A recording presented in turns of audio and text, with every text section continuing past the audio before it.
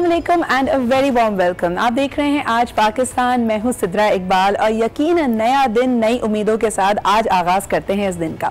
बहुत सारे लोगों को लगता है कि 9 बजे दिन शुरू होता है, लेकिन हमारे जैसे लोग जो ठीक 9 बजे आपके साथ होते हैं, हमारा दिन काफ़ी जल्दी शुरू होता है। और ये पता नहीं हमें आदत हमारी ख़राब कैसे हो जाती है। बिकॉज अगर आप बच्चों को देखें, उनको स्कूल जाने के लिए तकरीबन यानी अगर आप एवरेज भी लगाएं तो सुबह 6 बजे या 7 बजे उठाया जाता है। पूरी ज़िंदगी आप इसी तरह काम करते रहते हैं, लेकिन अचानक से जब आप पहुंचते हैं अपने दफ्तर और हो जाते हैं बड़े, तो आपको सुबह 9 बजे आना भी बड़ा मुश्किल लगने लगता है। वैसे कहा यही जाता है कि the early bird catches the worm, यानी जितना जल्दी अपने दिन का आगाज़ करेंगे वक्त में उतनी ही बरकत होगी। लेकिन आज जब हम बात कर रहे हैं इस दिन के आगाज़ की, तो कई लोगों के लिए ये भी अहम है कि अपने जो नए प्रोजेक्ट्स हैं उसको वो लेकर चलें। मौसम बहार है और इसको अगर आप सोलर कैलेंडर्स से देखें, जो कदीमी लोगों के कैलेंडर्स होते थे, हर रिवायत में, चाहे वो आप पर्शियन रिवायत देख लें, इंडियन रिवायत देख लें, अरब कल्चर्स को देख लें, उसमें आपको नज़र आएगा कि वाकई जो साल का आगाज़ होता है वो मौसम बहार से होता है। तो ये जो सीज़न है ये नए काम करने का सीज़न है। अगर आपको किसी चीज़ से डर लगता है या आप रिस्क महसूस करते हैं उसको करने के लिए, right now it's the right time, क्योंकि फूल खिल रहे हैं, सब्ज़ा है, इसके अलावा फ्रूट्स आ रहे हैं। ये नेचर का भी इशारा है कि आप नई शुरुआत कर सकते हैं। और ख़ास तौर पे जब कोई चीज़ इख्तिताम पे पहुंचती है तो हम उदास हो जाते हैं, क्योंकि हमें आदत होती है उस कंफर्ट जोन की। हमें लगता है कि ये रिश्ता, ये तरीक़ेकार ज़िंदगी का, ये जो हमारी हैबिट है, ये इसी तरह चीज़ें चलती रहें तो कितना अच्छा हो। किसी भी नई चीज़ को या अपनी आदत को बदलने से हम थोड़ा सा कतराते हैं, लेकिन अगर हम हर इख्तिताम को एक नए आगाज़ की तरह देखने लगें तो शायद हमारी ज़िंदगियां आसान हो जाएं, बल्कि हम ज़्यादा पुरजोश हो जाएं। हम we actually start looking forward to it. और इसी तरह का आगाज़ होता है आपकी ज़िंदगी में जब आप शादी करते हैं। लेकिन शादी से जुड़ी हुई कुछ चीज़ों को हमने नज़रअंदाज किया हुआ है। आज के प्रोग्राम में इसी एक अहम मौजू पर बात करेंगे। लोगों को लगता है कि शादी करने का मतलब ये है कि कोई अच्छा सा रिश्ता मिल जाए, आपकी उसके साथ अंडरस्टैंडिंग हो, फिर उसके बाद अगर आप एक्साइटेड हो जाते हैं अपनी वेडिंग के हवाले से, तो आप मलबूसात, मेन्यू क्या होगा, शादी का वेन्यू क्या होगा, इन चीज़ों में फंस जाते हैं। लेकिन एक शादी के लिए सबसे अहम चीज़ वो अंडरस्टैंडिंग है, वो कॉन्ट्रैक्ट है, जिसको दीनी तौर पे भी और दुनियावी तौर पे भी हम निकाहनामा कहते हैं। इस निकाहनामे में बहुत सारी ऐसी शराइत और चीज़ें होती हैं जिसका शायद हम अंदाज़ा नहीं लगाते, बल्कि उस वक्त के प्रेशर्स के दौरान, खुसूसन अगर लड़कियों की बात की जाए, तो वो ऐसा एक जज्बाती सा मौका होता है जब आपके आंसू बह रहे हैं, शायद आप अपनी घर छोड़ के जा रही हैं, इस बात की तकलीफ़ है, नए घर जा रही है, इस बात की नर्वसनेस है। आपने वो डॉक्यूमेंट पढ़ा ही नहीं जिसके तहत आपकी ज़िंदगी का इतना बड़ा फैसला हो रहा है। तो आज ज़रा इस हवाले से भी बात करेंगे कि दीनी तौर पे, समाजी तौर पे, लीगली, यानी अगर आप माशरे के क़वायद के बारे में भी बात करें तो आपके पास क्या हुकूक मौजूद हैं, और निकाहनामा में आप किन फ़राइज़ को अपने ऊपर लेते हैं। यानी आप एक तरह से ये अहद कर रहे हैं कि अब ये जो रिश्ता है मैं इस बुनियाद पर निभाऊँगा या निभाऊँगी। तो ये बहुत अहम है कि आप निकाहनामे को समझें, उसकी जो लीगल शराइत है उसको समझें। तो आज हमारे प्रोग्राम में यही होगा। आप यकीनन इसमें पार्टिसिपेट भी कर सकते हैं, हमें कॉल कर सकते हैं, हमें मैसेज कर सकते हैं, ट्विटर पे भी हम आपके साथ होंगे। और इसके अलावा इससे जुड़ी हुई जितनी मुश्किलात हैं उसका भी यहाँ पे जिक्र किया जाएगा। लेकिन जी अब वक्त हुआ है एक छोटे से ब्रेक का। ब्रेक के बाद वापस आते हैं और आपकी मुलाकात कराते हैं एक बहुत ही होनहार पाकिस्तानी से। So stay with us.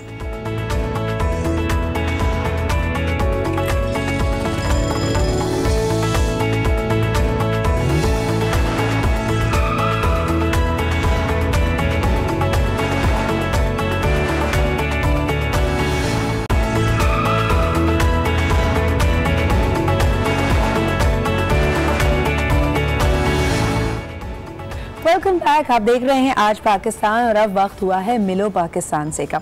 वैसे तो नाजरीन कहा जाता है कि अगर कोई भी टीचर अपने स्टूडेंट से बहुत ज़्यादा परेशान हो तो उसको हम कहते हैं पेन इन द नेक, यानी तुम्हारी वजह से ना मेरी गर्दन में दर्द हो गया, तो मैं समझा के, लेकिन तुम हो के बात को समझती नहीं हो। लेकिन हम आपको मिलवाना चाहते हैं एक ऐसी तालिबा से जो जिनकी गर्दन झुकी हुई तो है और उस पर बोझ भी बहुत है, लेकिन वो कोई आम बोझ नहीं है, 18 गोल्ड मेडल्स का बोझ है। यानी आपकी एक ऐसी मेडिकल की तालिबा शहंशाह से मुलाकात कराते हैं जो बहुत होनहार हैं। इनका ताल्लुक फैसलाबाद से है और इन्होंने हाल ही में अपनी फील्ड में टॉप किया है और उसकी वजह से इनको 18 गोल्ड मेडल से नवाजा गवर्नर पंजाब सरवर चौधरी साहब ने। आइए सबसे पहले इनके बारे में एक रिपोर्ट आपको दिखाते हैं और उसके बाद इनसे गुफ्तगू भी करेंगे। 1, 2 या 3 नहीं बल्कि 18 गोल्ड मेडल जीते। यह है फैसलाबाद की रिहायशी मेडिकल की तालिबा राना असलम, जिन्होंने इम्तिहानात में पोजीशन सबसे ज्यादा नंबर्स लेने और बेहतरीन कारकर्दगी पर 18 गोल्ड मेडल्स हासिल किए। गवर्नर पंजाब ने तालिबा को गोल्ड मेडल्स पहनाए तो पूरा हॉल तालियों से गूंज उठा। Gold medal for operative dentistry, gold medal for oral and maxillofacial surgery. She is the maximum medal awardee. Social media पर भी नकाबपोश तालिबा की वीडियो खूब वायरल हुई और राना की इस मेहनत को सार्फिन ने बेहद सराहा। जी जनाब, आपने देखा और हो सकता है ये क्लिप्स आपने पहले भी देखी हो, सोशल मीडिया पे वायरल हो गई हैं क्योंकि राना को अब मेरे ख्याल में पाकिस्तान भर के वालिदैन अपने बच्चों को as a role model, as an example दिखा रहे हैं कि देखो ये भी तो बच्ची है जिसने कितनी मेहनत की है। अस्सलाम वालेकुम राना एंड वेलकम टू आज पाकिस्तान। सबसे पहले आपसे जानना चाहेंगे कि जाहिर सी बात है बहुत खुशी का मौका है, मेरी और मेरी पूरी टीम की तरफ से आपको बहुत बहुत मुबारकबाद। आपने खुद कैसा महसूस किया जब आप तक ये खबर पहुंची कि आपको एक नहीं 2 नहीं 18 गोल्ड मेडल्स मिलेंगे? वालेकुम अस्सलाम, शुक्रिया और खैर मुबारकबाद। मेरी खुशी के लम्हात तो मैं ख़ुद भी बयान नहीं कर सकती अपने लफ्ज़ों में।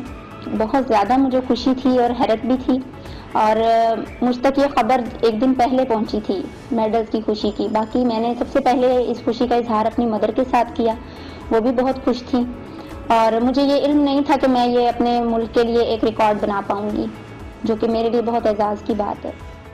अच्छा राना, यकीनन आपको खुशी तो बहुत हुई होगी और वो मेरे ख्याल में लम्हा ही इतना खूबसूरत होता है। पूरा हॉल तालियों से गूंज रहा था, लोग शशोपंज में थे, दंग रह गए थे आपकी कामयाबी को देख के। उस वक्त बताइएगा कि आपके वालिदैन या आपके साथ कौन मौजूद था और आपके वालिदैन क्या खुशी महसूस करते हैं जब आप ये मेडल्स लेके घर पहुंची, तो आस पड़ोस के लोग, आपके रिश्तेदारों ने आपका किस तरह इस्तकबाल किया? जी कोई शक नहीं, मेरे लिए ये बहुत खुशी का लम्हा था और तालियों की गूंज से खुशी में और इजाफा भी हो गया और मेरे दिल की धड़कन भी उस टाइम पे बहुत तेज़ थी। और बाकी ये कि वालिदैन में से मेरे वालिद तो मेरे साथ नहीं रहे इस दुनिया में, उनकी वफ़ात को 4 साल हो चुके हैं। हाँ, मेरी वालदा मौजूद थी और वो बहुत खुश थी मेरी कामयाबी पे। सब ने मुझे बहुत ज़्यादा मुबारकबाद दी, सब ने बहुत ज़्यादा खुशी का इजहार किया और सबकी दुआएँ थी मेरे साथ। और बाकी मुझे उस रात नींद भी नहीं आई खुशी में। मेरी वालदा मेरे साथ मौजूद थी और वो बहुत ज़्यादा खुश थी और उनकी दुआएं हमेशा मेरे साथ रही हैं और रहेंगी और ये उन्हीं की मेहनत का नतीजा है। राना, थोड़ा आपके बारे में भी पूछना चाहूँगी, अपनी थोड़ी सी डेली रूटीन के बारे में बताएं और आपके कितने बहन भाई हैं, कितनी आपको वक्त मिल पाता है, क्या घर के कामों में अपने वालिदैन का हाथ बटाती हैं या उनका भी सिर्फ यही आपसे एक ही रिक्वेस्ट है कि बस आप पढ़ाई करें और सिर्फ अपनी पढ़ाई पे कंसंट्रेट करें? एंड मोर इम्पॉर्टेंटली, क्योंकि हम वर्क लाइफ बैलेंस की हमेशा बात करते हैं, तो आप रिलैक्स करने के लिए या अपने आप को फ्रेश करने के लिए आपकी कोई हॉबीज़ हैं, कोई और चीज़ में आप इंटरेस्ट रखती हैं? मैंने अपनी ग्रेजुएशन में मैं हॉस्टल लाइफ गुजारी है और उसमें मैं अपनी फैमिली से दूर रही हूँ और अभी रिसेंटली भी मैं शोरकोट में जॉब कर रही हूँ और मेरी फैमिली इस वक्त लाहौर में है, तो मैं इस वक्त भी उनसे दूर ही हूँ। तो बहन भाइयों को टाइम तो बहुत कम दे पाती हूँ, लेकिन जब भी वीकेंड्स पे घर जाती हूँ तो सारा वक्त उन्हीं के साथ गुजारती हूँ। और स्टडीज़ में मैंने मैक्सिमम आवर्स अपने स्टडीज़ में ही गुजारे हैं जब मैं हॉस्टल लाइफ में रही हूँ। बाकी मेरी हॉबीज़ में ये होता था कि जब मैं ज़्यादा पढ़ती थी तो दरमियान में वक्फा ज़रूर लेती थी, क्योंकि कोई भी इंसान मेरे ख्याल में कंटिन्यूसली किताबों में नहीं रह सकता। तो कभी वॉक कर लिया करती थी और कुकिंग मेरा शौक़ था। अच्छा, एक इंटरेस्टिंग बात आपके बारे में राना मुझे ये पता चली कि आप सोशल मीडिया बिल्कुल यूज़ नहीं करते, क्योंकि जैसे ही आपकी ये क्लिप वायरल हुई तो लोगों ने कोशिश की कि आपको ढूंढा जाए, आपको टैग करें, और ये बड़ी इंटरेस्टिंग बात है और इसको हम बहुत अप्रिशिएट भी करते हैं। आई एम श्योर कि जो पेरेंट्स ये चीज़ देख रहे हैं वो कहेंगे भाई आज के ज़माने में भी ऐसी यूथ मौजूद है जो सोशल मीडिया का इस्तेमाल नहीं करती। लेकिन ये फैसला आपका अपना था, इस फैसले के पीछे क्या वजह थी? क्या आपको लगता है कि इससे वक्त ज़ाया होता है या कोई और वजह है? जब मैं स्टूडेंट लाइफ में थी और इंटरमीडिएट लेवल पे थी, तो उस वक्त से ही मेरी आदत में ये चीज़ शामिल थी कि मैं टीवी भी बहुत कम देखा करती थी। और फिर जब मैं मेडिकल की एजुकेशन में आई तो उस दौरान भी मैंने इंटरनेट बिल्कुल इस्तेमाल नहीं किया। हाँ, बशर्ते कि इस सूरत में कि मुझे अगर अपनी स्टडीज़ से रिलेटेड अपनी कंप्यूटर लैब में गूगल सर्च किसी चीज़ की करनी होती थी तो मैं ज़रूर करती थी इस्तेमाल। बाकी वेबसाइट्स और फेसबुक और जो सोशल मीडिया पे जो साइट्स हैं वो मैं बहुत कम इस्तेमाल किया करती थी, क्योंकि मैं इनको वक्त का ज़िया ही समझती थी।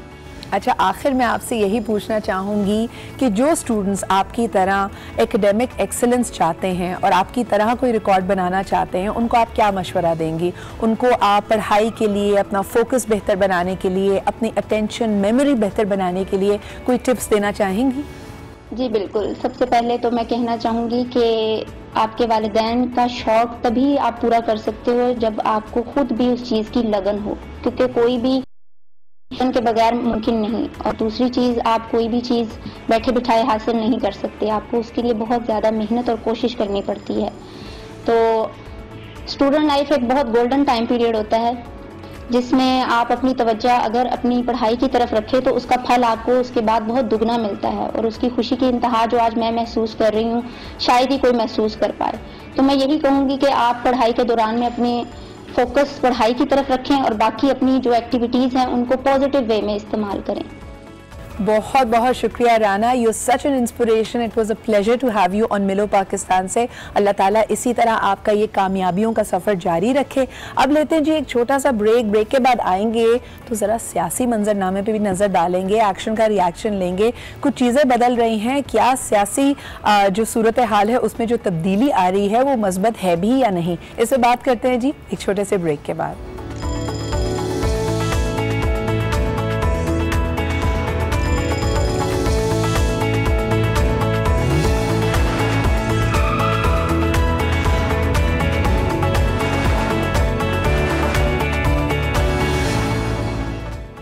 And welcome back. आप देख रहे हैं आज पाकिस्तान, और यकीनन मिलो पाकिस्तान से वाज वेरी वेरी इंस्पिरेशनल।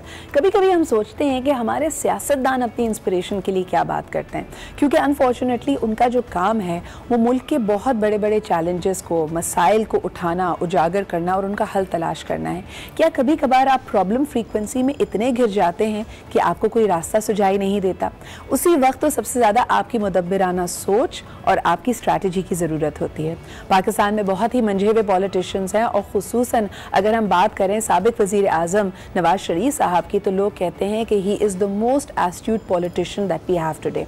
लेकिन इस वक्त वो बहुत सारे मसाइल में घिरे हुए हैं। अदालत से उनको रिलीफ तो मिला है, लेकिन लोग ये सवाल उठा रहे हैं कि PMLN की जो क़यादत है अब वो क्या रास्ता अपनाएगी। और ख़ास तौर पर क्योंकि शहबाज शरीफ के पास एक दोहरी जिम्मेदारी है, उनका एक ज़बरदस्त ट्रैक रिकॉर्ड रहा है as the chief minister of Punjab, लेकिन कायदे हिज़्ब इख्तिलाफ के तौर पे लोग उनको कितना एफिशिएंट मानते हैं, ये भी एक सवाल है। और ख़ास तौर पे ये भी कि अगर हम पीपल्स पार्टी की तरफ, जो हम कल बात कर रहे थे, पाकिस्तान पीपल्स पार्टी की तरफ देखें तो बिलावल भुट्टो जरदारी ऑल्दो अभी बहुत यंग हैं और हो सकता है उन्हें एज अ पॉलिटिशियन अभी बहुत मैच्योर होना है और बहुत सारे मनाजिल से गुजरना है, लेकिन फिर भी एक नौजवान क़यादत पाकिस्तान पीपल्स पार्टी के लिए फ्रेश ब्लड नज़र आ रहा है। पाकिस्तान मुस्लिम लीग की अगर बात की जाए, PMLN की बात की जाए, तो वो फ्रेश ब्लड क्या होगा? Who will be the new face of leadership of PMLN? ये वो सवालात हैं जो करने बहुत ज़रूरी हैं। इसमें एक जो एंगल निकलता है वो मौरूसी सियासत का भी है। तो सबसे पहले आज इसी पे जब हम तज्जिया कर रहे हैं, PMLN का जिक्र कर रहे हैं, तो जानना ये भी चाहेंगे कि क्या PMLN की जो पॉलिटिक्स थी वो, क्योंकि डेवलपमेंट और बिज़नेस फ्रेंडली अपने आप को हमेशा से उनका एक स्टांस रहा है, वो इसमें किस हद तक मेरे ख्याल में कामयाब हुए हैं, ये सवाल भी लोग उठाएंगे।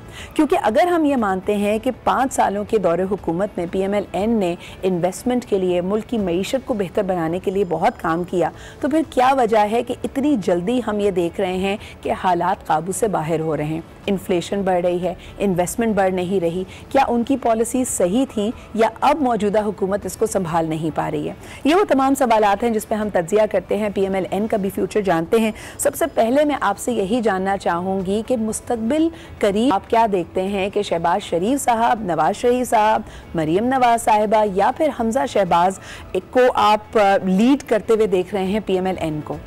देखिए सिद्रा, पहली बात तो यह है कि इस वक्त मुस्लिम लीग एक ऐसे दौर से गुजर रही है जिसमें उन्हें मुश्किलात का सामना है। खासतौर पर मियां नवाज शरीफ की हेल्थ और फिर मियां नवाज शरीफ की जो केसेस में सजा हो चुकी है उसके खिलाफ वो मुकदमात से गुजर रहे हैं। उनकी अभी जो जमानत पे रिहाई हुई है वो भी 6 हफ्तों के लिए, उसके बाद वो तवक्को कर रहे हैं कि उनकी मुस्तकिल जमानत हो सकती है। जबकि मरियम नवाज भी चूंकि जमानत पर हैं इसलिए उनकी आपको खामोशी भी दिखाई देती है। और इसके साथ साथ जो सूरत हाल है पंजाब के अंदर इस वक्त शहबाज शरीफ साहब के दोनों साहबजादे हमजा शहबाज और सलमान शहबाज वो भी नैब के पास उनके रेफरेंस असासों के हवाले से जो है वो नैब की इंक्वायरियां चल रही हैं। तो इस दबाव में मुस्लिम लीग नवाज ये समझती है कि इस दबाव के अगर वक्त को गुजार लिया जाए तो उसके बाद ही मुस्लिम लीग नवाज जो है वो पंजाब के अंदर कोई अपनी जो है वो ताकत का मुजाहरा भी करेगी और कोशिश करेगी कि पंजाब में खास तौर पे पार्टी को मुनज़्ज़म भी किया जाए और हुकूमत को एक टफ टाइम दिया जाए।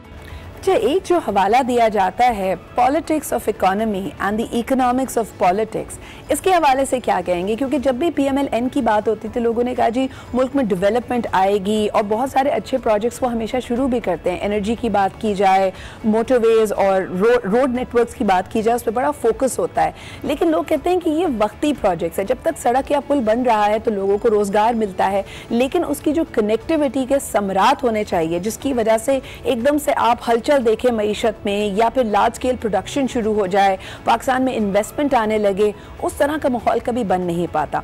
PMLN की अगर बात करें तो गुज़िश्ता 5 सालों में उन्होंने बड़े अच्छे रवाबत की एक फाउंडेशन रखी, टर्की के साथ भी, चाइना के साथ भी, रशिया के साथ भी।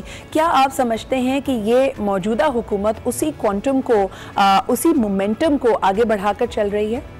देखिए, बुनियादी मसला तो ये है कि मौजूदा हुकूमत के लिए कि मौजूदा हुकूमत ने तमाम डेवलपमेंट के जितने प्रोजेक्ट्स थे तो उसके खिलाफ कड़ी तनकीद की जब वो अपोजिशन में थे और जब वो इलेक्शन मुहिम चला रहे थे। जबकि मुस्लिम लीग नवाज की स्ट्रेंथ ये समझी जाती है पंजाब के अंदर भी खास तौर पे जो उनके डेवलपमेंट के प्रोजेक्ट्स हैं, जो रोड्स के उनके प्रोजेक्ट्स हैं, फिर उनके मेट्रो जो उन्होंने बनाई 3 शहरों के अंदर पंजाब में, फिर ऑरेंज ट्रेन लाहौर में बन रही थी, इसके साथ साथ जो मोटरवेज की एक्सटेंशन हुई साबिक हुकूमत के दौरान, तो इसको वो अपना जो है अपने लिए बड़ी एक समझते हैं कि उन्होंने ये सूबे के अंदर बहुत तरक्याती काम किए हैं। फिर जो पावर प्रोजेक्ट्स लगे सूबे के अंदर उसको भी मुस्लिम लीग नून अपना बहुत बड़ा क्रेडिट समझती है। जबकि PTI ने मुसलसल उस पर तनकीद भी की। अब PTI के लिए एक बड़ा चैलेंज है क्योंकि लोगों की तरफ से दबाव है, जो उनके MNAs हैं, जो उनके हलकों में सियासतदान हैं, वो समझते हैं कि अगर वो डेवलपमेंट की तरफ नहीं जाती तो क्योंकि पंजाब के अंदर खास तौर पर एक सेट बेंच जो है वो कर गए हैं शहबाज शरीफ, अगर उसके करीब नहीं पहुंचे तो उनको मुश्किलात का सामना करना पड़ सकता है। इसलिए मुस्लिम लीग जो है नवाज के उन मनसूबों के मुकाबले में अब ये सोच पाई जाती है PTI के अंदर भी। PTI भी चाहती है कि कुछ न कुछ डेवलपमेंट के प्रोजेक्ट शुरू किए जाएं ताकि ये तासर खत्म किया जा सके कि PTI डेवलपमेंट नहीं करना चाहती। अब आपने देखा कि जैसा कि CPEC में से भी 24 अरब के करीब वहाँ से निकाले गए और वो फंड अराकीन असम्बली को दिए जा रहे हैं उनकी स्कीमों के लिए कि ताकि वो अपने अपने इलाकों में तरक्याती काम करवा सकें। तो मैं समझता हूँ ये क्रेडिट था मुस्लिम लीग नवाज का। अब इस क्रेडिट को मैच करने के लिए PTI के लिए ये ज़रूरी हो जाएगा कि वो तरक्याती स्कीमें लेके आए और दूर दराज के जो इलाके हैं वहाँ अगर साफ पानी का मसला है, वहाँ अगर रोड का मसला है, अगर वहाँ अस्पतालों की अपग्रेडेशन का मसला है, तो अल्टीमेटली ये PTI को करने पड़ेंगे, वरना PTI के लिए बड़ी मुश्किलात खास तौर पे पंजाब के अंदर पड़ सकती हैं।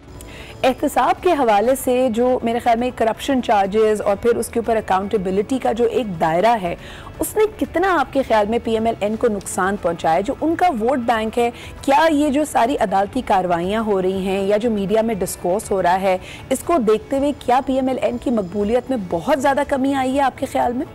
देखिए, मैं नहीं समझता कि नून लीग की मकबूलियत में कमी आई है। हाँ, ये आप समझ सकते हैं कि नून लीग के लिए मुश्किलात ज़रूर बढ़ी हैं क्योंकि उनके खिलाफ मुकदमात हैं, अदालतों में उनको जाना पड़ता है, कुछ उनके रहनुमा गिरफ्तार हैं।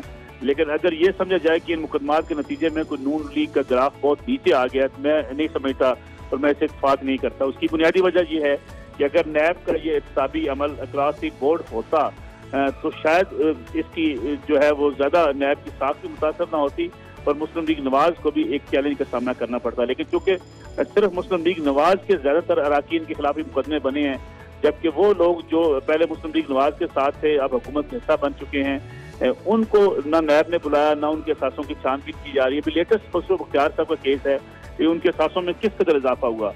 जगीर खान तरीन साहब के केसेस से उनको नायल तो कर दिया गया, लेकिन उनके सासों की छानबीन नहीं की गई। और बेशुमार ऐसे लोग हैं चौधरी बरादरान के असासे थे, उनकी छानबीन उस अंदाज से नहीं की जा रही जिस तरीके से शहबाज शरीफ की फैमिली को या नवाज शरीफ की फैमिली को या ख्वाजा साद रफीक को जिस तरीके से गिरफ्तारी भी अमल में लाई गई है। तो मैं समझता हूँ कि ये जो नैब का एक रवैया रहा है टुवर्ड्स मुस्लिम लीग नवाज और पीपल्स पार्टी, इसने भी काफी हद तक उनके कारकुनों को मुतमिन किया है और उनके कारकुन अपनी पार्टी के साथ जुड़े हुए हैं। इसलिए कि अगर नैब उसी तरीके से जिस तरीके से मुस्लिम लीग नवाज के लोगों की गिरफ्तारियां कर रही थी, अगर पीटीआई की या वो लोग जो इस वक्त हुकूमत का साथ दे रहे हैं उनकी गिरफ्तारियां अमल में लाई जाती, उसी तरीके से तहकीकात होती, उसी तरीके से सवालात किए जाते कि आपके असासे कैसे बने, तो शायद फिर नैब की भी क्रेडिबिलिटी भी होती और मुस्लिम लीग नवाज को नुकसान भी पहुंचता। मुस्लिम लीग नवाज ने इसी बयानिए को आम किया है कि उनके साथ उनको विक्टिमाइज किया जा रहा है, उनके खिलाफ मुकदमात बनाए जा रहे हैं, सिर्फ उनसे पूछा जा रहा है कि उनके असासे कैसे बने, जबकि इतने बड़ी तादाद में जो लोग इस वक्त हुकूमत के हिस्सा बने हुए हैं उनमें से किसी से नहीं पूछा जाता।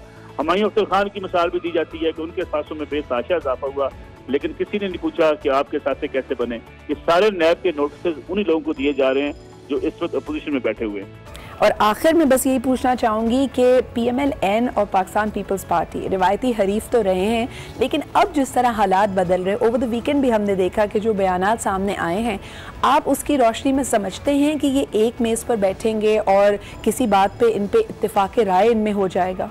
देखिए सिलसिला, पहली बात तो ये है कि मुस्लिम लीग नवाज और पीपल्स पार्टी दोनों समझती हैं कि किसी तरीके से उनके मुकदमात खत्म हों, और फिर मुस्लिम लीग नवाज की एक टॉप प्रायोरिटी ये है, गो इसका वो इजहार नहीं करते, वो ये है कि मियां नवाज शरीफ की क्योंकि हेल्थ प्रॉब्लम्स बहुत ज़्यादा हैं, उन्हें मुल्क से बाहर जाके अपने इलाज करवाने का मौका मिल जाए। और लगता भी ये है कि कुछ दिनों तक शायद इसकी सूरत ऐसी बन जाए कि मियां नवाज शरीफ इलाज करवाने बाहर चले जाएं। इसी तरीके से पीपल्स पार्टी के ऊपर भी मुकदमात का दबाव है। इसके नतीजे में आपको लगता है कि दोनों के बयानात भी हुकूमत के खिलाफ आते हैं, लेकिन ऐसी कोई बड़ी एहतजाजी तहरीक आपको बाजार दिखाई नहीं देती। और उसके साथ साथ मुस्लिम लीग नवाज ये समझती है बिलखुसूस पंजाब के अंदर कि पंजाब के अंदर जिस तरीके से महंगाई बढ़ रही है या जिस तरीके से गवर्नेंस के इशू हैं और खुद PTI के अंदर से लोगों की जो है आवाज़ें उठती हैं सूबाई हुकूमत के खिलाफ, इसका फ़ायदा उठाया जाए और पहले मरले पे अगर पंजाब के अंदर कोई तब्दीली लाई जा सके तो उसके लिए कोशिश की जाए। ये भी कुछ अरसे तक आपको चंद माह तक नजर आएगा कि मुस्लिम लीग नवाज एक्टिव हो गई है अरकान असम्बली के साथ राब्तों में और कोशिश करेगी कि एक धड़े को अपने साथ मिलाने में कामयाब हो जाए। तो ये एक टैक्टिक्स इस्तेमाल किए जाएंगे दोनों जमातों की तरफ से। दोनों जमातें अभी समझती हैं कि हुकूमत चूंकि एक बहुत बड़े वादे कर चुकी है, इसलिए हुकूमत को कुछ मौका जरूर मिले चंद माह, ताकि पब्लिक जो है महंगाई से तंग आ रही है, बेरोजगारी से तंग आ रही है, उसका फायदा ये सियासी जमातें उठाने की कोशिश करेंगी। बहुत बहुत शुक्रिया जी हमारे साथ रहने का। बहरहाल एक वोट बैंक मौजूद है, लोग पंजाब में और पूरे पाकिस्तान में एक नेशनल स्टेटस की पार्टी है। देखना ये है कि अपने जो ये नया रोल है एज ऑपोजिशन उसको किस तरह निभा पाती है और उससे कौमी मफाद को हम अव्वलीन तरजीह कैसे दे सकते हैं। इसी के साथ लेते हैं जी एक छोटा सा ब्रेक, लेकिन ब्रेक से जैसे ही वापस आएंगे आज का हमारा सब्जेक्ट द लीगल फ्रेमवर्क और इसके अलावा जो उसके दीनी और समाजी हैसियत है निकाह नामे की, क्या हम उसको समझते भी हैं या नहीं, ये जानेंगे एक छोटे से ब्रेक के बाद।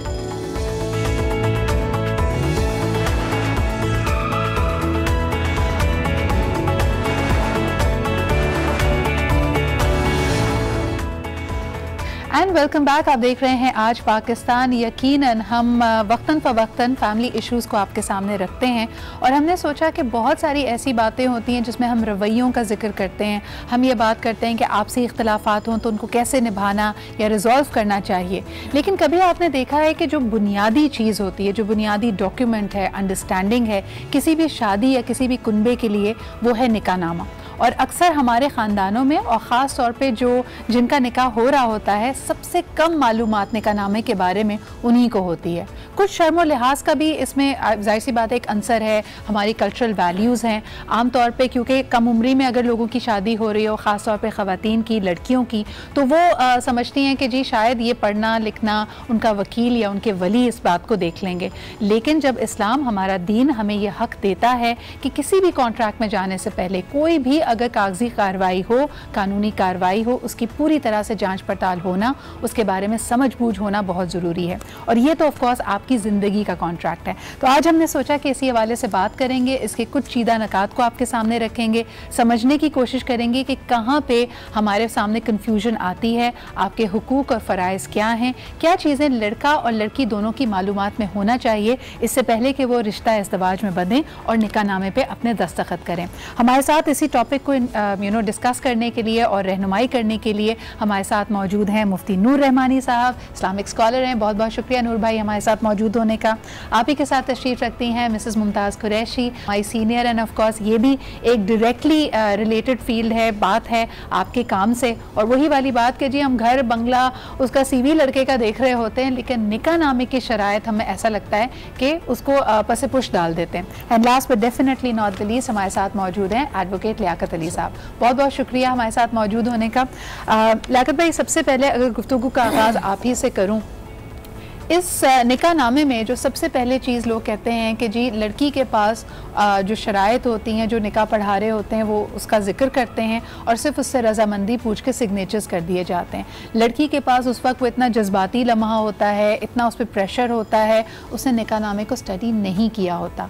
आप बताइए, और ये हमने रविश देखी है, चाहे आप किसी भी तबके में चले जाएँ, मुतवस्सित तबके से किसी का ताल्लुक़ हो, पढ़े लिखे अपर मिडिल क्लास से किसी का ताल्लुक़ हो, बहुत रईस लोग हों, फिर भी ये रविश हमारे माशरे में है कि लड़कियां ख़ास तौर पे दुल्हनें अपना निकाहनामा नहीं पढ़ती। इसकी कैसे करेक्शन की जाए? बिस्मिल्लाहिर्रहमानिर्रहीम। बिल्कुल आपने एक अहम मौजू के ऊपर आज आपने बुलाया है। देखिए, निकाहनामा एक बहुत ज़रूरी है हमारे लिए, और आपने बिल्कुल जो है वो दुरुस्त पॉइंट आउट किया कि हम लड़के की CV देखते हैं, लेकिन जो बेसिक चीज़ें जो है ना हमें देखने वाली होती है वो हम नहीं करते। लेकिन सबसे पहले तो जो है ना, आप अगर कोई रिश्तेदारी करते हैं तो एक दूसरे की मालूमात आपको होना बहुत ज़रूरी है। दूसरी बात यह है कि जब आपकी बात कंप्लीट हो जाती है तो सबसे पहले आप निकाह नामे की कापी मंगवाएं, उसको आप जो है ना गौर से पढ़ें, क्योंकि ये एक दो ख़ानदानों का मिलाप होता है और एक मियाँ बीवी के दरमियान कॉन्ट्रैक्ट होता है कि जब मियाँ बीवी के दरमियान कोई भी इख्तलाफ होगा तो उसी को आगे लेके आप जब फैमिली कोर्ट के अंदर जाते हैं तो उसी निकाह नामे के अंदर अगर आपकी कुछ शराइत लिखी होंगी तो आपको कोई रिलीफ मिल सकता है, अदरवाइज नहीं मिल सकता। इस निकाह नामे के जो है ना टोटल 25 कालम है, और इसके अंदर जो है ना तमाम चीज़ें जो है ना उन 25 कालम के अंदर बताई गई हैं कि आपका जो है ना वार्ड कौन सा है, थाना कौन सा है, तहसील कौन सी है, टाउन कौन सा है, फिर दूल्हे के कवायफ हैं, दुल्हन के कवायफ हैं, फिर आया दुल्हन कुंवारी है, मुतलका है, शादीशुदा है, इसी तरह दूल्हा है उसके कवायफ हैं।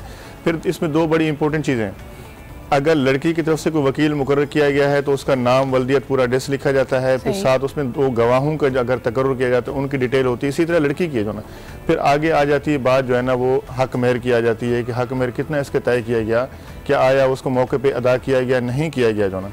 फिर इसके अलावा ख़ास शराइत हैं, आया शोहर ने अपनी बीवी को जो है ना तलाक का हक तफवीज़ किया है तो किन शराइत के ऊपर किया है और उसकी क्या वजूहत हैं, आया हक मेहर दिया गया, नहीं दिया गया। फिर शादी की रजिस्ट्रेशन की जो है ना वो फ़ीस लिखी होती है, काजी साहब का नाम लिखा होता है, इसमें शादी के दो गवाह होते हैं। ये हम क्या करते हैं, जब बिल्कुल आपने सही कहा कि लड़की के ऊपर प्रेशर होता है, वो जो है ना फ़ौरन काजी को बुलाते हैं, हाँ या ना होती है, हाँ या ना होती, बिल्कुल इजाब कबूल होता है जो ना, ठीक है। उसको इवन पता भी नहीं होता कि इसके अंदर क्या लिखा हुआ है और मैंने क्या साइन करने हैं। आप अक्सर ख़वातीन से बात करें, अगर कोई हमें कॉल भी इस वक्त करके ये बताना चाहे, अक्सर ख़वातीन ये तक नहीं पता होता कि उनके निकाह के वक्त क्या शराइत रखी गई हैं, उनका हक महर क्या मुकर्रर किया गया है, वो तो बाद में जब कॉपी मिलती है तो पता चलता है। एक छोटा सा ब्रेक लेते हैं and then we'll take this discussion forward.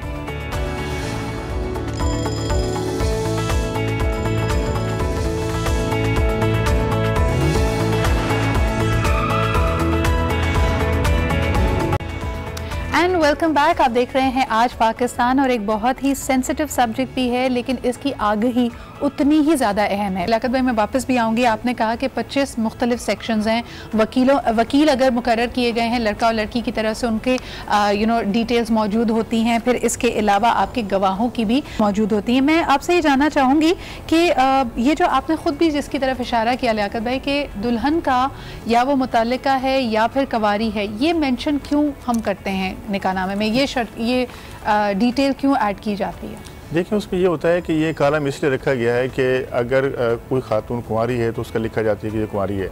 अगर कोई मुतलका है, बाज़ वक़्त यहाँ पर ऐसा होता है कि अगर मुतलका खातून भी होती है उसको छुपाते हैं, फिर उसका कोई पता चले कि कोई और निकाहनामा है। अब तो ये है कि अगर आप कोर्ट से खुला लेते हैं या आप जो है ना आपको हस्बैंड डिवोर्स देता है, तो सबसे पहले अब यूनियन काउंसिल में सेक्शन 7(1) की एप्लीकेशन देनी पड़ती है। वहाँ पे मुसालती कमेटी होती है, वहाँ आप जाके सबमिट करते हैं। उसके बाद वो अदालत अपना यूसी जो है नोटिस करती है उसके जो एक्स हस्बैंड है या जो जिससे उसने डिवोर्स दी होती है, तो उसके बाद वो कन्फर्मेशन का एक सर्टिफिकेट मिलता है। क्योंकि आजकल नादरा के अंदर भी इसका इंदराज हो रहा है कि हर यूनियन काउंसिल के अंदर जो है ना नादरा के लोग बैठे हुए हैं, जब भी कोई निकाहनामा, क्योंकि यूनियन काउंसिल जो है वो काजी को लाइसेंस इशू करती है कि जिस एरिया के अंदर यूनियन काउंसिल होती है वहाँ का वो काजी होता है, तो वो काजी को एक गिनती के फॉर्म इशू किए जाते हैं, उसके पास एक रजिस्टर होता है और इस निकाहनामे के 4 परत होते हैं। जो ना जैसे वो निकाह होता है, काजी के पास 4 परत होंगे, 4 पे साइन करवाएगा। एक उसमें लड़के का होता है, एक लड़की का, और एक जो है ना यूनियन काउंसिल का, और एक काजी साहब के पास होता है। उसके पास पूरा इंदराज होता है। जब महीना खत्म हो जाता है तो वो काजी साहब जाके उस यूनियन काउंसिल के अंदर उसका इंदराज करवाते हैं। अच्छा नूर भाई, मेरा आपसे पहला सवाल ये होगा कि एक तो हक महर एक ऑब्वियसली चीज़ होती है जो डिस्कस की जाती है, बाकी ये कवायद है जिसमें बेसिकली कहा यह जा रहा है क्योंकि ये एक भरोसे पे, एतमाद पे मबनी रिश्ता है, तो आपने अपनी तमाम चीज़ें डिक्लेयर की हुई हैं।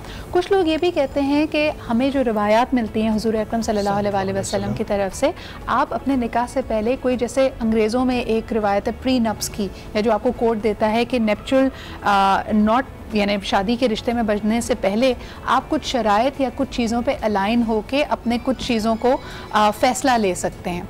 ये सहूलत या ये बात हमारे दीन में इसकी गुंजाइश मौजूद है, या जो हमारे सामने निकाह नामा होता है इसमें कुछ शराइत मेंशन की जा सकती हैं? नहमद व नसल्ली अला रसूलिल करीम, अम्मा बाद, अऊज़ु बिल्लाहि मिनश शैतानिर रजीम, बिस्मिल्लाहिर रहमानिर रहीम। तमाम तारीफ़ें अल्लाह सुब्हानहु व तआला के लिए और दुरूद व सलाम अल्लाह के रसूल हुज़ूर मोहम्मद मुस्तफ़ा सल्लल्लाहु अलैहि वसल्लम। जो सवाल आपने पहले लियाकत भाई से किया था, मैं चाहता हूँ उसको कंटिन्यू करूँ फिर आपके सवाल। देखिए, उसमें लड़की के लिए जो कॉलम के अंदर लिखा जाता है कि ये कुंवारी है, मुतल्लिक़ा है। उसकी वजह यह है कि ये बताना होता है कि अगर ये मुतल्लिक़ा है तो क्या इसकी तलाक हो चुकी है या नहीं, क्योंकि निकाह पे निकाह करना हराम है, सही, शरीयत के अंदर भी और पाकिस्तानी कानून के अंदर भी। तो इसीलिए ये बार कंफर्म किया जाता है कि वो नादरा से भी ये बात वेरीफाई है या काजी मुफ्ती साहब का फतवा भी है। इस दौर के अंदर कहा जाता है फतवा भी है, अगर और नादरा ने उसको कंफर्मेशन की है तो जब जाके फिर काजी निकाह पढ़ाता है, वरना काजी निकाह नहीं पढ़ाता। सही। तो इसलिए शक लिखी जाती है। लड़की के हवाले से ये मामला नहीं होता। अगर उसकी दूसरी शादी है, इजाज़त होनी चाहिए, पाक से शरीयत के हवाले से तो इजाज़त नहीं है, लेकिन पाकिस्तानी कानून के अंदर ही कि दूसरी कर रहा है या तीसरी कर रहा है, तो जो पहली बीवी है दूसरी बीवी उसकी इजाज़त होनी चाहिए। लेकिन अगर मिसाल के तौर पे जिस तरह एडवोकेट साहब कह रहे हैं, अगर किसी ने अपने कवायद में ये मेंशन किया कि वो कहीं और इन्वॉल्व नहीं है, कोई और दूसरा खातून उसके निकाह में नहीं है, तो क्या एक खातून अगर उसको पता चले कि ये उन्होंने गलत इन्फॉर्मेशन या इन्फॉर्मेशन को विदहोल्ड किया है, क्या इसको लेके वो कोर्ट ऑफ लॉ में जा सकती है? अच्छा, लेकिन देखिए, जो जैसे आपके पास ये है, जो हमारे पास जो निकाहनामे होते हैं उसके अंदर मेंशन नहीं होता ना। मैं वही अभी बात कह रही थी कि मैंने शायद देखा होगा, लेकिन जो अमूमन जो है जिस तरह ये है हमारे पास होते हैं उसमें नहीं लिखा होता मेंशन कि लड़के ने तो शादी की, लड़के का मैरिटल स्टेटस क्या है, उसमें नहीं लिखा होता। लड़की का जरूर लिखा होता है। वो इसलिए लिखा होता है, वो इसलिए लिखा होता है क्योंकि ये शर्त, जैसे आपने खुद कहा कि दीन में निकाह पे निकाह खातून के लिए जायज़, ऐसा नहीं हो कि पहले उससे कहीं निकाह शादी हो चुकी है, उसका निकाह है और यहाँ आके उसने दोबारा निकाह कर लिया, फिर उसने तीसरा निकाह कर लिया, उसके 3-4 शौहर हैं और किसी से। अच्छा, इसको अगर मज़ीद वजाहत कर दें नूर भाई, इसमें फिर क्या वो जो इद्दत की मुद्दत होती है उसको भी वेरीफाई किया जाता है? यानी अगर वो शो कर रही है कि शी इज़ डिवोर्स्ड, तो उसकी डिवोर्स की डेट को निकाह नामे की डेट से थोड़ा देख के करना चाहिए, राइट? कुरान मजीद फुरकान हमीद के अंदर सलासता कुरू यानी कि 3 महीने, 3 जो उसके पाकी के अय्याम हैं, जो महीने हैं, वो 3 महीने वो देखा जाएगा, उसकी चीज़ें, फिर उसके बाद फिर निकाह हुआ। अब आते हैं हक महर की तरफ जी, या शराइत की तरफ। अच्छा, ये बड़ा अच्छा शराइत है ये हक में। सूरह निसा के अंदर अर्रिजालु क़व्वामून अला निसाई बिमा फ़द्दलल्लाहु बअदहुम अला बअद व बिमा अनफ़क़ू मिन अम्वालिहिम फ़स्सालिहातु क़ानितातुन हाफ़िज़ातुन। इसमें इस पूरे चैप्टर के अंदर अल्लाह सुब्हानहु व तआला ने मर्द और औरत को दोनों को समझाया। सबसे पहले तो मर्द से अल्लाह ने ख़िताब किया और कहा कि देखो, तुम इसके निगहबा हो, तुम इसके सरपरस्त हो और तुम्हें इस पर ख़र्च करना है। ये कुरान का और अल्लाह का हुक्म है, तुम्हें इसकी हिफाजत करनी है। समझाया जा रहा है। औरत को कहा गया कि तुम्हें इसके घर की हिफाजत करनी है, इसके ईमान की हिफाजत करनी है। सही। और अगर आगे जाके आयत में फरमा, अगर लड़ाई झगड़ा कोई डिस्प्यूट वाला मामला होता है तो फिर तुम्हारी तरफ से कोई हकम होगा, एक ग्रुप होगा 3-4 आदमी का जो इस्लाह पसंद होगा और इधर से इस्लाह पसंद होगा, वो बैठ के सारी मामलात को हल करेगा। इस आयत में ये भी है कि जब शादी होने वाली हो तो समझदार लोग बैठें और पहले ही कंडीशन को तय कर लें। हमारी क्या होता है, शराइत पर ऐन निकाह के वक्त सारे मामला ख़राब होते हैं कि जी ये तो फुप्पा जब ने ये आपने कहा था। 500 मेहमान बुलाए हुए हैं, हाँ, जब आपके घर में तमाम आपके खानदान और दूर दराज के रिश्तेदार मौजूद हैं, तब आप उन शराइत को डिस्कस नहीं कर सकते। आप ये सोचें नूर भाई, ये एक बात काटते हुए होना ही चाहिए बहन, अब जिनकी शादी होने वाली है, जब लड़का और लड़की की शादी हो रही है, सूरह निसा, सूरह नूर, सूरह तलाक, कुरान मजीद, फुरकान हमीद की इन 3 सूरतों को पढ़ लें, या सूरह नूर और सूरह तलाक। सूरह नूर की 18 इब्तदाई आयात, सूरह तलाक बहुत छोटी सी, इसको पढ़ लेंगे तो जो इश्यूज खानदानी जिंदगी के अंदर होते हैं वो लड़का और लड़की अच्छी तरीके से समझ जाएगा। एक छोटा सा ब्रेक लेते हैं and then we'll take this discussion forward.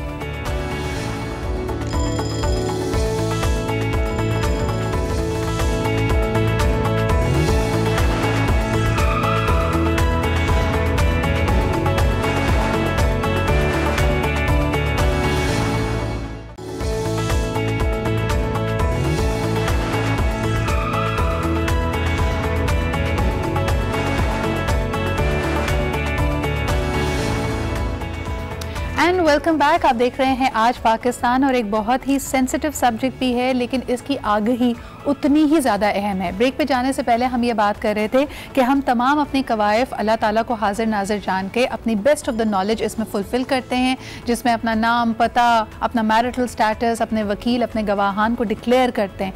लेकिन जो आप प्रॉमिस निभा रहे हैं, जो आप वादा ले रहे हैं, जो एक तरह से आप हल्फ उठा रहे हैं किसी को अपने निकाह में लेते हुए कि भाई ये मेरी जिम्मेदारी होगी और उसको मैं लुक आफ्टर करूँगी, बहैसियत एक शौहर के, बहैसियत एक बीवी के, उसकी एक अंडरटेकिंग यहाँ मेंशन नहीं होती। एडवोकेट साहब ने हमारे लिए क्लैरिफाई किया कि आप इसमें इकरारनामा as a supplementary document add कर सकते हैं, लेकिन वो एक लीगल रिक्वायरमेंट नहीं है। इस पे दस्तखत करने के बाद वो 4 परतें जिस तरह बताई गई, उसके बाद यानी कानूनन और शरीयतन आपका निकाह हो जाता है। अब जी ज़रा नूर भाई हम एक बात जी, अगर ये सिर्फ चीज़ें ना भी हों, आपने कहा ना शरीयतन, तो अन्निकाह या नक़ीदो, निकाह मुनक़्क़िद हो बिल्लफ़ज़ैन, इजाब और कबूल, इजाब और कबूल और 2 गवाह जी, शहीदैन या रजुलैन, 2 गवाह होंगे, आदिल गवाह, निकाह मुनक़्क़िद हो जाएगा। नहीं, नूर भाई कहने का मकसद ये हुआ कि जब आपसे पूछा जा रहा है कि क्या आपको इनके साथ निकाह कबूल है, तो जो आपकी जिम्मेदारियां हैं उसको भी तो एक कहना ज़रूर चाहिए, बताना ज़रूर चाहिए। बिल्कुल, देखिए होना ही चाहिए कि निकाह की तकरीब से पहले एक घर के अंदर एक काउंसलिंग की जाए जी, किसी स्कॉलर को बुलाया जाए और बताया जाए लड़के को कि अब तुम्हें किस तरह घर को लेके चलना, तुम्हें जो जिम्मेदारी आ रही है किस तरह तुम मैनेज करोगे।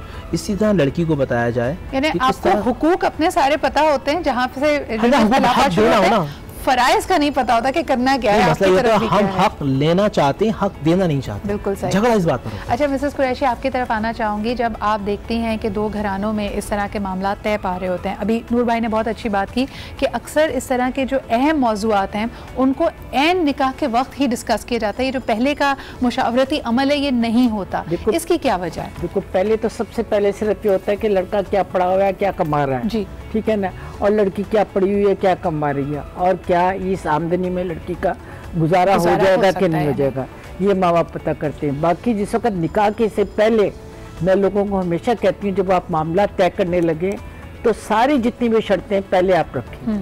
आप हक महर भी पहले तय करें, और जो जेवर वगैरह भी देना है, हो सकता है कि कल को आप कहें कि नहीं हमने तो ये कहा था, तो आप सारी चीज़ें तय कर लें और 4-5 गवाह लड़के वालों के भी हों और लड़की वालों के भी हों, ये करें ताकि बाद में कोई गलत फहमी ना हो।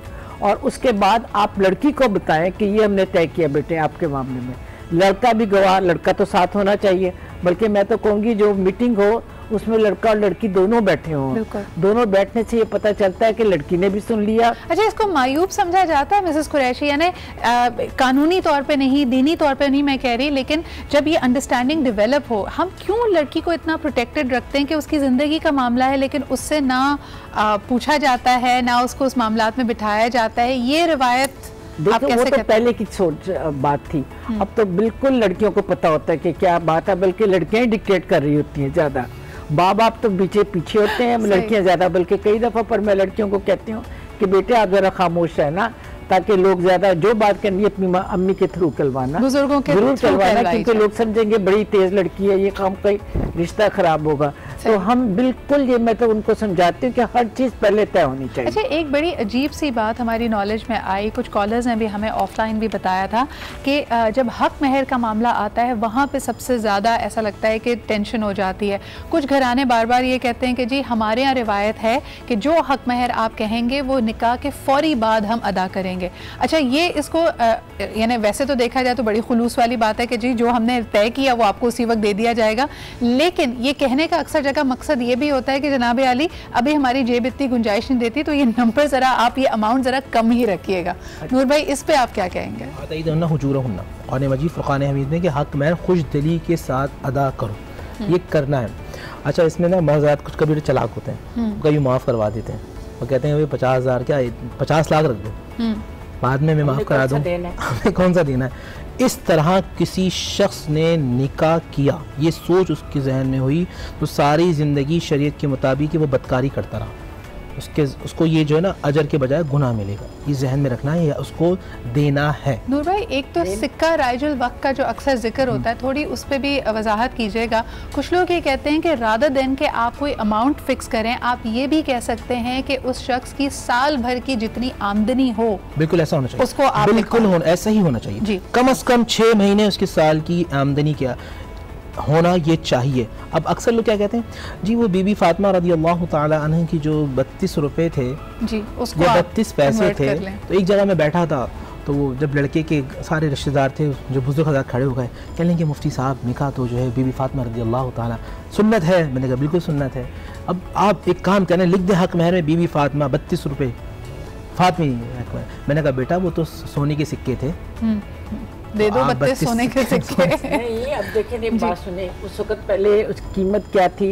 अब मेरा हक महर था 10,000 रुपए। अब आजकल के जमाने में कोई 10,000 मानता, गरीब से गरीब भी कहेगा लाख 2 लाख 3 4। उस जमाने के 63 में बात करें, 63 के अंदर इस जमाने शायद 10 लाख रुपए, 10 लाख रुपए था। लेकिन मैंने इतना ज्यादा भी ना, आप इतना भी जेरे बार ना करें। अच्छा, उस वक्त पे आपने कर दिया, आप किसी को कोई कह दे आजकल कोई मांगे तो 10,000 देकर ले मुंह पर मार, 10,000 में क्या होगा? आप क्या कहते हैं कि क्या ये अब दोबारा लोगों में चेंज ओवर आया है कि भाई आज लड़के की जितनी भी तनख्वाह है, खुदा न खासा अगर तलाक तक बात पहुंचती है और इनके रास्ते अलहदा होते हैं, तो उस वक्त लड़का जितनी कमा रहा है तो उसकी 6 माह की सैलरी या साल भर की सैलरी ये हम शर्त में लग रही है। ये अब रिवाज आना शुरू हुआ है, लोग लिखवाते हैं। मेरा तो ख्याल है बजाय पैसे के सोना रखना चाहिए, इतने तोले सोना, सही, ताकि सोने की कीमत कम भी होती है ज्यादा भी होती है, पता चल जाएगा। ठीक है, जी बिल्कुल, मैं इसमें ये कहूँ, देखें शराइत जो रखी जाती है ना, असल में किसी की इसके अंदर बदनीति शामिल नहीं होती। दोनों फ्रीकैन का ये होता है कि शराइत रखने से ये होता है कि कल को अगर मियाँ बीवी के दरमियान कोई इख्तलाफ होता है तो थोड़ा सा लड़के के ऊपर एक प्रेशर डेवलप रहे कि अगर मैंने उसको बिला वजह जो है डाइवोर्स दी तो मुझे ये शराइत देनी पड़ेंगी। क्योंकि निकाहनामे के अंदर भी आप ये बात लिखवा सकते हैं कि अगर बगैर किसी वजह के अपनी बीवी को तलाक देगा तो इतना जुर्माना देगा, या बगैर इजाज़त के दूसरी शादी करेगा तो इतना जुर्माना देगा। तो ये शराइत खास लिखी जाती है। इसके अलावा अगर आप जो है एक अलग से स्टाम्प पेपर लिखना चाहते हैं तो उस निकाहनामे के अंदर उस स्टाम्प पेपर का वो नंबर और तारीख आप लिख सकते हैं कि बाकी जो शराइत हैं वो अलग से एक इकरारनामा स्टाम्प पेपर के ऊपर लिखा गया और जिसका इंदराज किया। ये तो तमाम मैं आपकी बात को बता रहा हूँ। जहाँ तक आपने 6 महीने हक महर की बात की, यहाँ तो हक महर लोग लाखों रुपए भी रखते हैं लेकिन उसके बावजूद देते नहीं है जो ना।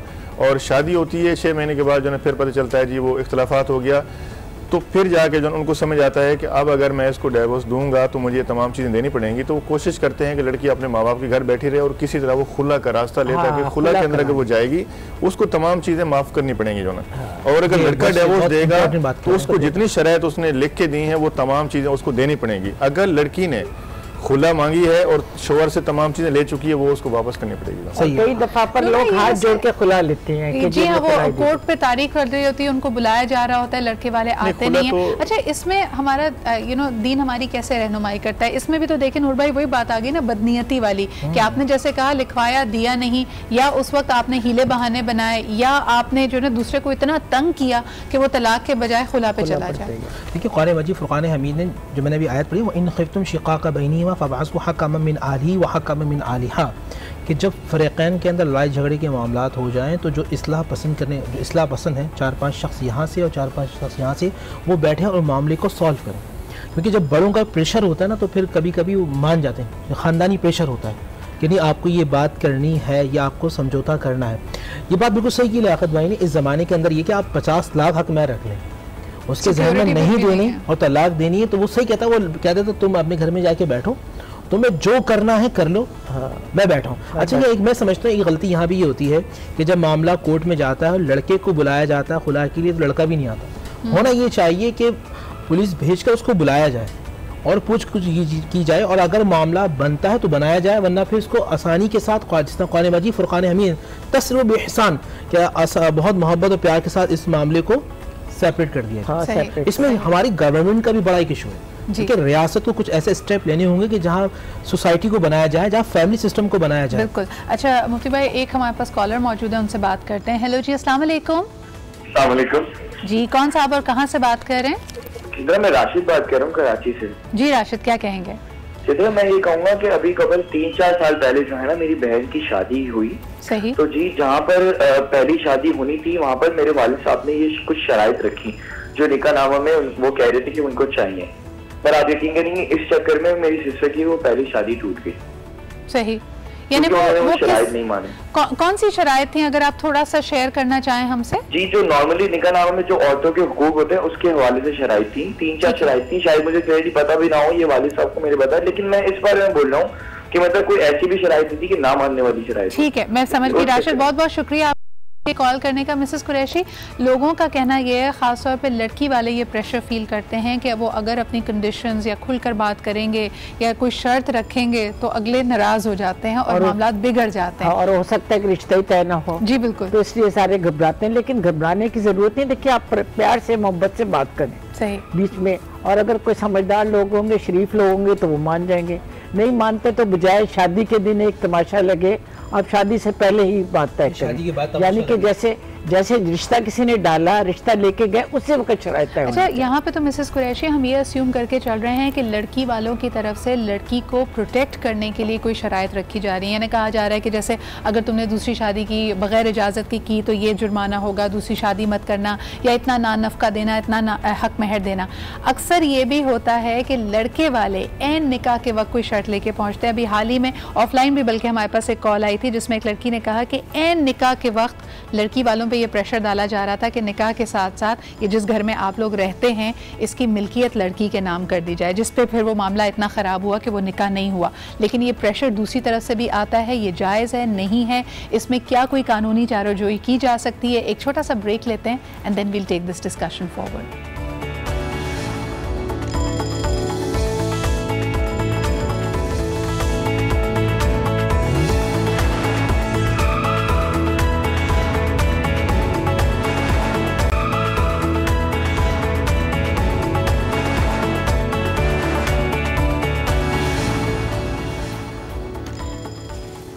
And welcome back after the break. आप देख रहे हैं आज पाकिस्तान, और यकीनन हमारे सामने बहुत सारे हमारी डेली लाइफ में सिचुएशंस ऐसी आती हैं कि हम समझते हैं कि क्या लोगों में खुदा खौफी नहीं है, और सबसे बढ़कर ये कि हो सकता है अप्स एंड डाउन्स आपको फील हो रहे हों, लेकिन अल्लाह ताला की ख़ास आप पे रहमत होती है कि आपकी गाइडेंस उस वक्त हो रही है, बजाय इसके कि आप लेटर ऑन पछताएं। आपके सामने कई चीज़ें खुलकर हकीकतन सामने आ जाती हैं, लेकिन यू हैव टू पे हीड टू दैट। ब्रेक में हम यही बात कर रहे थे कि अक्सर उस वक्त आप एक ब्लैकमेलिंग प्रेशर फील करते हैं, सिर्फ ये सोच कर कि जी बात तय हुई, हमने मेहमानों को कहा हुआ है, ख़ानदान को कहा हुआ है। बिल्कुल उस प्रेशर में आए हुए बगैर अगर किसी की हकीकत, किसी का लालच आपके सामने खुलकर सामने आ रहा है तो एक लॉजिकल स्टेप लेना बहुत ज़रूरी है। नूर भाई, एक सवाल आपसे करना चाहूँगी कि लोग अक्सर दीन के ही एग्जाम्पल्स को बड़ा मैनिपुलेट करके इस्तेमाल करते हैं। जैसे अक्सर मैं ये देखती हूँ कि हुज़ूर अकरम सल्लल्लाहु अलैहि वसल्लम ने हज़रत बीबी फ़ातिमा को उनके निकाह के मौके पे अगर मिसाल के तौर पे एक बिस्तर गिफ्ट किया, एक मशकीज़ा दिया, तो लोगों ने बड़े आराम से उसको पलट के कह दिया कि जी ये जहेज़ नहीं है तो गिफ्ट है, और इसकी रिवायत हमारे पास मौजूद है, आप बेडरूम सेट दे दीजिए, मशकीज़े की जगह आप फ्रिज दे दीजिए। तो ये हम क्यों कर रहे हैं ये सब चीज़ें? तो उनको ये बताया जाए कि आप बिल्कुल सही फरमा रहे हैं और होना चाहिए से, आप सुनिएगा पूरी बात। उसके बाद भाई आप 2 बेड ले लीजिए, हाँ। और हम देंगे आपको 1 फ्रिज या 2 फ्रिज देंगे आपको 4 LEDs देंगे। मगर ये भी ज़रा जहन में रखिए कि जो नबी अलैहिस्सलाम ने मौलाए कायनात सैयदना अली हैदर करार से जब अपनी बेटी का अक़्द किया है, तो मौलाए कायनात ने ज़रा मुबारक अपनी बेची थी। वो जो जहेज़ दिया गया था वो सैयदना अली हैदर करार के पैसों का था। आप 1 बेड मांग रहे हैं, हम तो 10 देंगे मगर ये कि आपके बच्चे के पैसे होंगे। ये बात है कि इस्लाम, मसला ये कि हम इस्लाम को अपने मिजाज के मुताबिक चलाना चाहते हैं, शरीयत का मिजाज नहीं चाहते, अपना मिजाज चाहते हैं। और जहाँ हम अपना मिजाज समझते हैं वहीं बात लगा देते हैं। अगर शरीयत को समझेंगे तो कभी ऐसी बात करने की जरूरत नहीं कर सकते। नूर भाई, एक और चीज़ की वजाहत कीजिएगा कि शरायत के हवाले से इसी तरह का फिर एग्जाम्पल दिया जाता है कि हुजूर अकरम सल्लल्लाहु अलैहि वसल्लम ने क्या ये ज़बानी या लिख कर या निकाहनामे में शर्त की सूरत में क्या हज़रत अली को दूसरा निकाह करने पे उन पे पाबंदी लगाई थी? ऐसा भी कोई वाक़या? देखिए, एक बात ये रखिएगा, नबी अलैहिस्सलाम बीवी फ़ातिमा सलामुल्लाह अलैहा से बड़ी मोहब्बत करते थे, बहुत ज़्यादा। और फरमाया फ़ातिमा मेरे जिगर का टुकड़ा है, इसने फ़ातिमा को तकलीफ़ दी, उससे मुझे तकलीफ़ दी। सैयदना अली हैदर करार जो है तशरीफ़ लाते हैं और पूछते हैं या रसूलल्लाह सल्लल्लाहु अलैहि वसल्लम मैं दूसरी शादी करना चाहता हूँ। आप फरमा देंगे फ़ातिमा मर गई, फ़ातिमा ज़िंदा है ना, तो मेरी बेटी को तकलीफ़ ना दो, क्योंकि जो तकलीफ़ उससे होगी फिर वो मुझे होगी। अक्सर लोग जो कुरान मजीद फुरक़ान हमीद की जो कोट करते हैं आयत को कि भाई दूसरी शादी करें, तीसरी शादी करें, चौथी शादी करें, इस्लाम में इजाज़त दी है। तवज्जो से कुरान की आयत को पढ़ें। कुरान ने कहा मसला 2 करो, 3 करो, 4 करो। फ़इन ख़िफ़्तुम, अगर तुम्हें खौफ है कि अदल नहीं कर सकते, इल्ला फ़वाहिदा, बस 1 करो।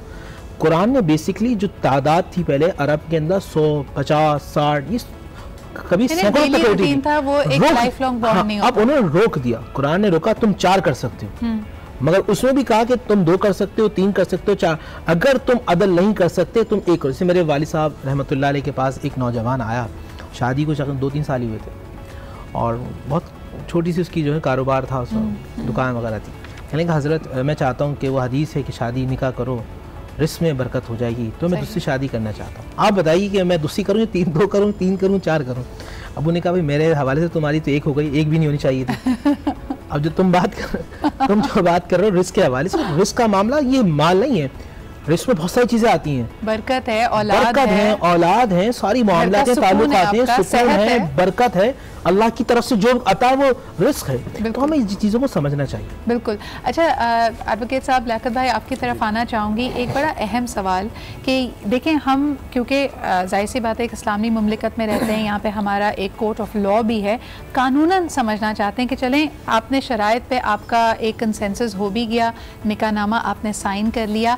अक्सर लड़कियों के पास निकाह के बाद भी निकाहनामा अपने खुद उनकी कस्टडी में नहीं होता।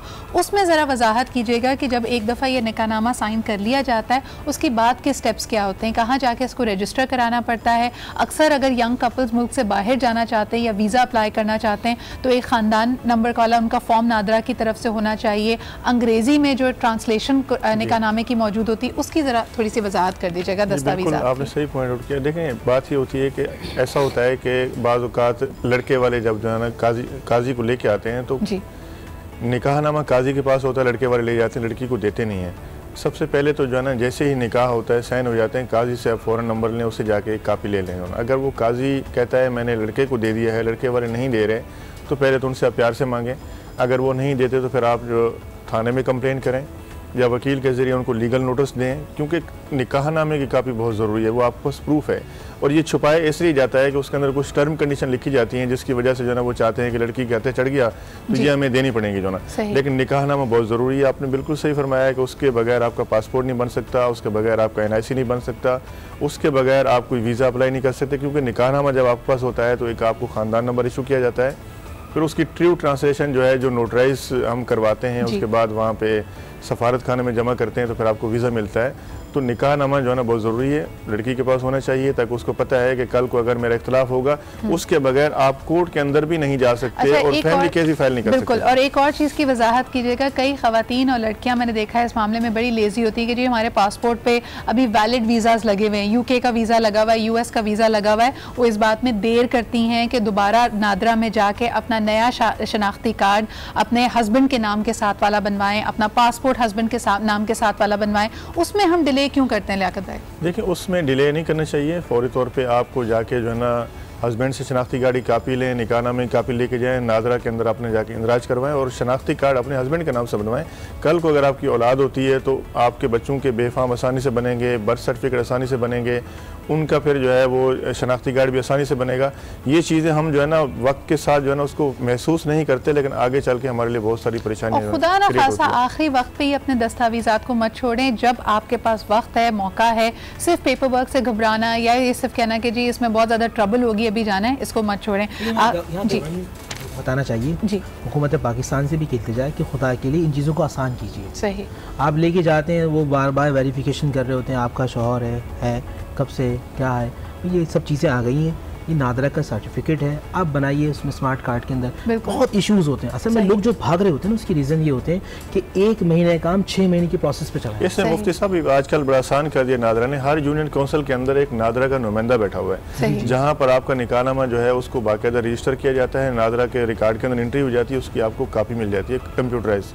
साथ साथ जो है ना बच्चों का बेफाम है आपका वहीं यूसी से बन रहा है, इसके अलावा आपके जो बर्थ सर्टिफिकेट हैं वो यूसी से बन रहे हैं और नादरा के पास उसका बाकायदा रिकॉर्ड होता है। एक सवाल आपसे और करना चाह रही थी कि ये जो मामले होते हैं जब आप नादरा पहुंचे या कहीं पे भी बात करें, तो is it really that complicated या हमारा परसेप्शन भी है कि ये बहुत कॉम्प्लिकेटेड इश्यूज हैं? नहीं, देखें, इतनी मुश्किल नहीं है जितनी हम इसको समझते हैं, लेकिन उसके लिए हमें अप्रोच करना बहुत ज़रूरी है। क्योंकि बहुत सारे लोग जो है ना अप्रोच नहीं करते, वो डरते हैं कि शहरों में अगर तबादला हो, किसी ने ये सवाल भी किया है हमसे कि अगर कोई इस्लामाबाद से कराची आ रहा हो तो फिर वो कौन से यूनियन काउंसिल में जाएगा? नहीं, आप नादरा के दफ्तर जाएं और वो 24 घंटे और ऑनलाइन है पूरे पाकिस्तान में, जो ना वो उसका नंबर डालते हैं, पूरा खानदान डिटेल मिल जाती है। ठीक है मिसेस कुरैशी, आखिर में आपसे यही सवाल करना चाहूँगी कि जब आप लोगों को इस तरह के इस इंपॉर्टेंट डॉक्यूमेंट से रिलेटेड सवालात पे बिखरते हुए देखती हैं या उनके आपसी इख्तलाफात हो जाते हैं, आप उनको क्या मशवरा देंगे? देखिए, मैं बार बार ये मशवरा देती हूँ कि तलाक वगैरह की तरफ बिल्कुल मत जाए, सोच समझ के, और ख़ास तौर पर हाथ जोड़ के लड़की वालों से कहती हूँ और लड़कियों को कहती हूँ कि बेटा कोशिश करो कि अपना घर बसाओ। ये नहीं है कि घर को बसाना आसान काम नहीं है, और एक लड़का अगर शादीशुदा होता है, उसका कोई बच्चा भी होता है, उसकी शादी आसानी से हो जाती है। लड़कियों की बहुत मुश्किल होती है, और ख़ास तौर पर अगर किसी की कोई बच्चा हो, तो मैं रिक्वेस्ट करती हूँ कि मेहरबानी करके आप छोटे छोटे इश्यूज को लेकर और तलाक की तरफ। बहुत बहुत शुक्रिया मिसेस कुरैशी, नूर भाई और लियाकत भाई फॉर बीइंग हियर। बहुत ही अहम सब्जेक्ट हमने उठाया, इससे रिलेटेड कई और सवालात हैं, आपके ट्विटर पे भी आप मुझे भेज रहे हैं, इसके अलावा कॉल्स भी आ रही थी। इंशाल्लाह ताला इसको दोबारा इस मौजू को उठाएंगे, लेकिन अहम चीज़ ये है कि किसी भी लीगल दस्तावेज़ की तरह निकाहनामे को भी वही अहमियत दी जाए, इसकी शकों को समझा जाए। अगर आपके जहन में अपनी अज़वाजी ज़िंदगी को लेकर कोई शर्त, कोई कंडीशंस हैं, या तो उसको किसी इकरारनामे में या फिर बैठकर तसल्ली से गवाहों की मौजूदगी में उसको डिस्कस करना बहुत ज़रूरी है।